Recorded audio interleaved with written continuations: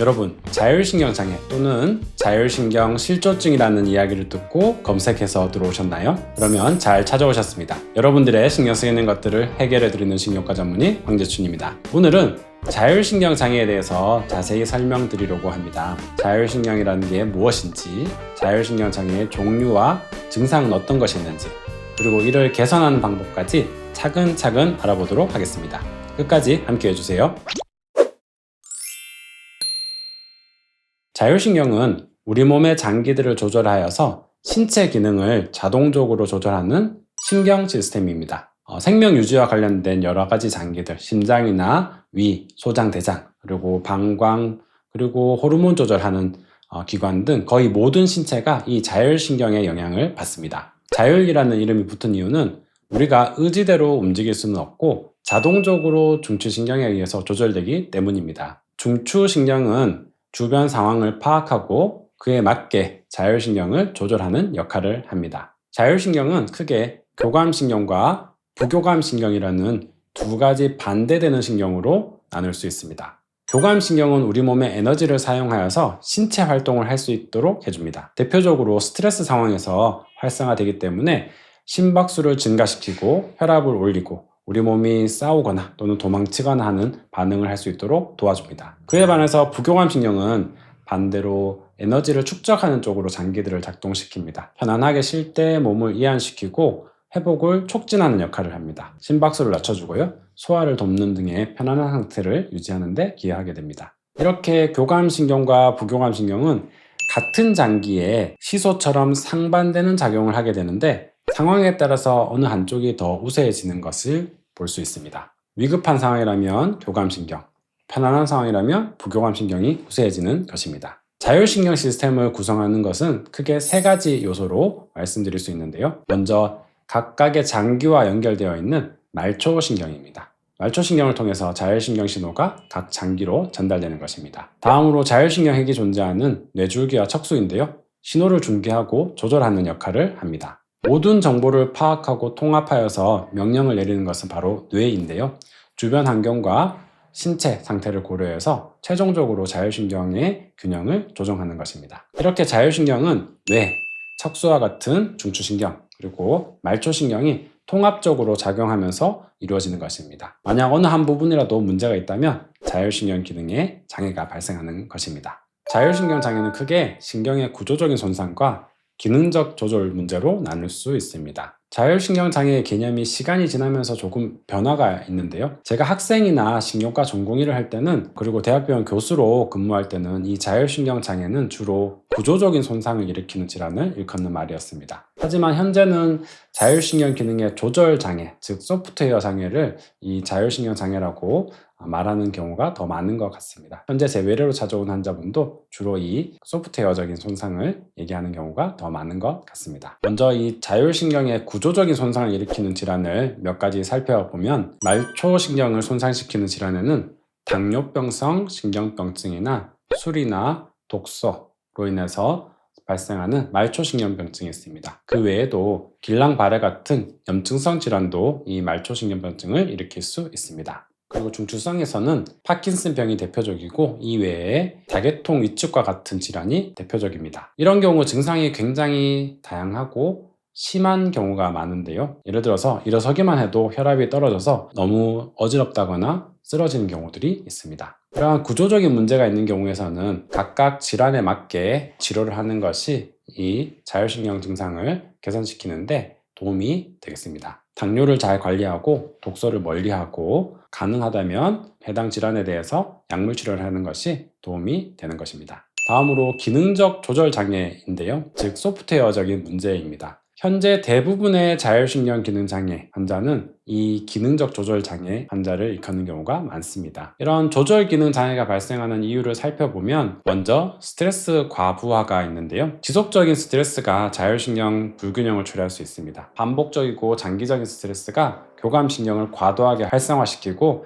다양한 증상을 유발하게 되는 것입니다. 다음으로 불규칙한 생활습관도 악영향을 미칠 수 있는데, 수면이 부족하다거나 잘못된 식습관, 운동 부족 등이 원인이 될 수 있습니다. 특히 그 중에서도 불규칙한 수면은 일중 리듬을 방해하기 때문에 자율신경 균형을 깨트리게 되는 것입니다. 그리고 과로와 만성 피로도 자율신경에 악영향을 미칠 수 있는데요. 피로가 누적되면 자율신경 기능이 전반적으로 저하되는 것입니다. 이런 상태가 지속되면 회복이 어려워질 수도 있습니다. 시간이 지나면서 다양한 신체 증상으로 나타날 뿐만 아니라 심혈관 질환, 소화장애, 불면증, 만성 피로 등의 형태로 발현될 수 있습니다. 여기서 중요한 점을 짚고 넘어가야 됩니다. 두근거림이나 불안, 소화불량, 다한증과 같은 이러한 증상들은 모두 자율신경 이상에 의한 증상입니다. 하지만 이러한 증상이 있다고 해서 모두 자율신경 장애는 아닙니다. 자율신경 증상이 있을 때 진단 과정을 살펴보면 다음과 같습니다. 먼저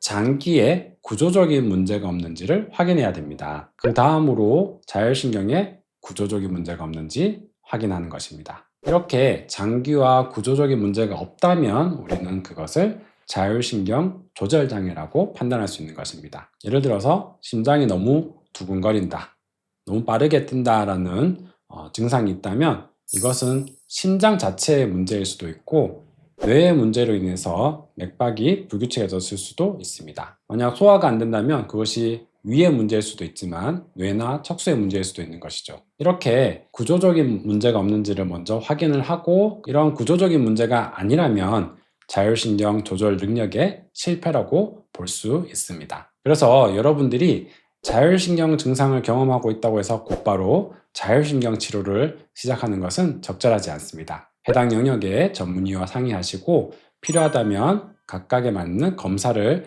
받는 것이 필요한 것입니다. 최근에 제 환자도 가슴 두근거림으로 저를 찾아왔는데 심전도에서 부정맥이 확인되었습니다. 만약 이분을 자율신경 장애로만 생각하고 접근했다면 적절한 진단과 치료가 지연되었을 수 있습니다. 자율신경이 우리 신체 전체를 조절하다 보니 증상도 굉장히 다양합니다. 그래서 자율신경 장애를 치료하기 위해서는 먼저 증상에 따라서 타입을 구분하는 것이 중요합니다. 대표적으로 4가지 타입으로 구분해 볼 수 있는데요. 첫 번째로는 전반적 기능이 저하된 타입입니다.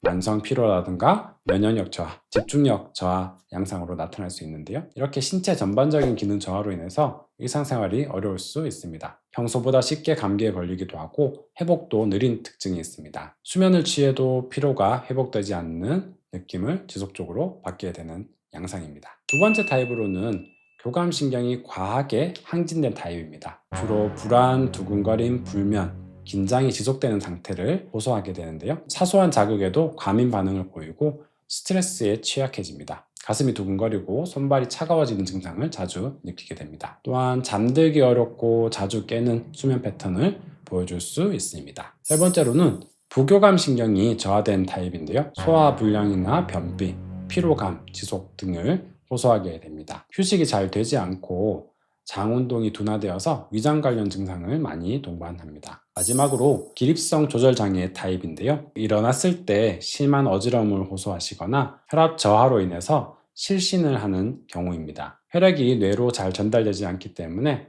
어지럽다거나 눈앞이 캄캄해지는 증상을 호소하게 됩니다. 심한 경우 쓰러질 수 있다고 말씀드렸는데 쓰러지지 않더라도 맥박이 굉장히 빨리 뛰면서 가슴이 두근거리는 것을 호소하는 경우도 있습니다. 이를 기립빈맥 증후군이라고 합니다. 자율신경 조절장애가 심해지면 일상생활에도 큰 영향을 미칠 수 있으므로 조기에 관리하는 것이 가장 중요합니다. 여러분들이 보시면 어떤 타입의 자율신경 장애인지를 증상을 가지고 알 수 있을 것 같고요. 그것을 병원에서 검사를 통해서 분류를 할 수도 있을 것입니다. 이 각각 타입에 맞는 치료 방법은 조금씩 다르게 되는데요. 그것을 다 설명드리긴 좀 어렵기 때문에 오늘은 자율신경 전반적인 건강을 위한 생활 습관에 대해서 말씀드리도록 하겠습니다. 자율신경 기능을 회복하고 유지하기 위해서는 4가지 상황이 중요한데요. 첫 번째는 규칙적인 수면입니다. 일정한 취침, 기상시간을 유지하는 것이 매우 중요합니다. 수면이 불규칙해지면 자율신경이 정상적으로 작동하지 않습니다. 가능하면 11시,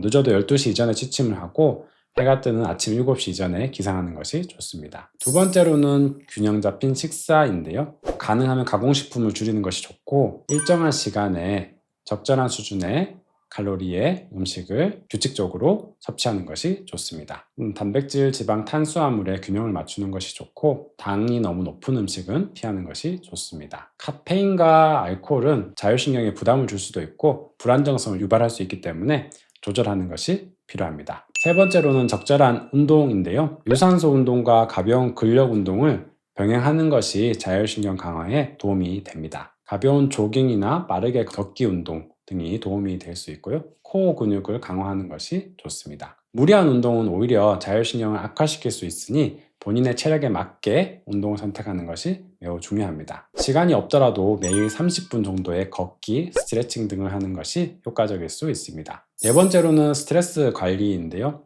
기본적으로 스트레스를 받지 않으면 가장 좋지만 우리가 일상생활을 하면서 어떻게 스트레스를 받지 않을 수 있겠습니까? 그래서 우리가 받은 스트레스를 잘 해소하는 것이 중요한데요. 명상이나 호흡법 또는 본인이 좋아하는 취미 활동을 통해서 긴장을 완화하는 것이 좋습니다. 하루에 5분, 10분이라도 깊은 호흡을 통해서 명상을 하는 것이 도움이 된다고 알려져 있습니다. 오늘은 자율신경 장애에 대해서 설명드렸습니다. 자율신경은 우리가 인지하지 못하는 사이에 신체의 균형을 조절하는 중요한 역할을 합니다. 만약 망가지게 되면 굉장히 다양한 증상을 일으킬 수 있고 그 원인으로도 다양한 것들이 존재합니다. 하지만 규칙적인 생활 습관을 유지하면 충분히 개선할 수 있습니다. 무엇보다 중요한 것은 자신의 몸 상태를 잘 관찰하고 이상 증상이 지속된다면 병원을 방문하여서 전문의와 상담하는 것이 중요하겠습니다. 자율신경 장애는 초기에 관리하면 일상생활로 빠르게 복귀할 수 있지만 방치하면 만성화되고 치료가 더뎌질 수 있습니다. 다음 영상에서는 자율신경의 균형 회복을 위해서 각 타입에 맞는 구체적인 방법과 집에서 할 수 있는 간단한 운동법에 대해서도 알려드리도록 하겠습니다. 오늘 영상이 도움이 되셨다면 좋아요 그리고 구독 부탁드립니다. 앞으로도 좋은 정보로 찾아뵙겠습니다. 감사합니다.